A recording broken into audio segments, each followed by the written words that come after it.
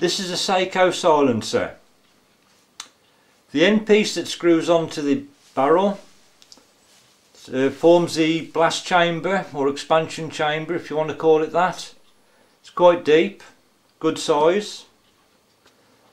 Tube itself is made out of aluminium. Quite a nice length, a bit slim, but it's in a bad size, not too big. The end cap, that's hollow, so that forms an extra chamber, part of the baffle system. Quite a good idea.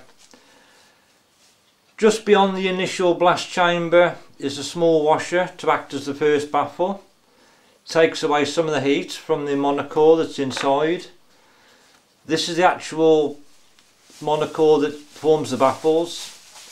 Just a solid bar, as you can see, with holes drilled through to form the baffles, and a line of holes obviously for the path of the bullet to travel through.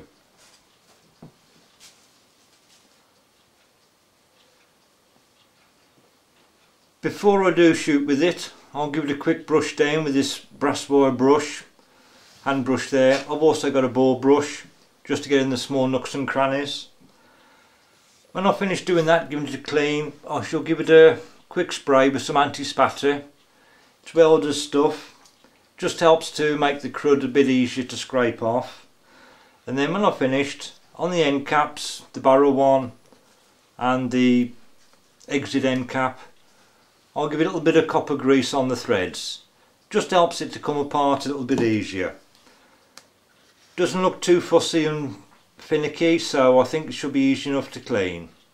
As it's a tight fit inside the bore of the silencer tube, I think this is one of these there you need to either clean very regular or just leave it alone. Myself, I'm going to keep this one clean just to make it easy to slip the baffles out of the main tube.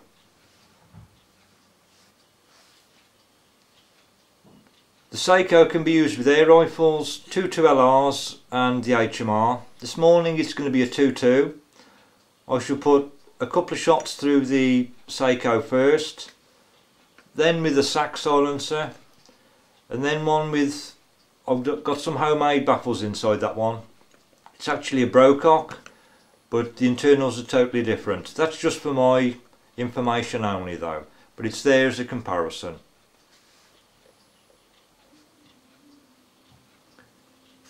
First of all, I'm going to do a shot with a CB long. The camcorder will be about 2 yards away to the one side. First with the SAKO, then the SAK, then that modified brocock. I'll then put the camcorder about 60 yards away and fire some Ely subsonics at it. 2 shots of each silencer with the Ely subsonics. First with the SAKO, then the SAK, and then that brocock silencer, just to see what it sounds like when hunting out in the field.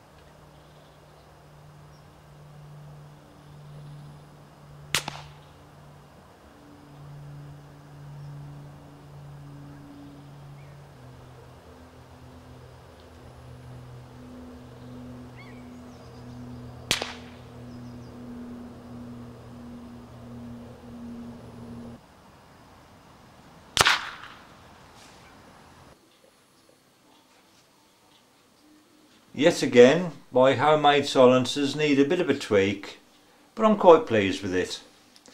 The SAKO I thought performed very well. Compared to the SAK, to be honest, I felt there was very little in it. If anything, I actually preferred the SAKO. The problem with the SAKO is, although I think it's a little bit lighter, it is longer. It's slimmer, but a bit longer, so if length is important to you, if shooting out of a 4x4 for example, then the SAK still might win for you. The one bonus for me though is the SAK can easily be stripped without any tools at all. You just hand unscrew the end caps and job done. Easy as that.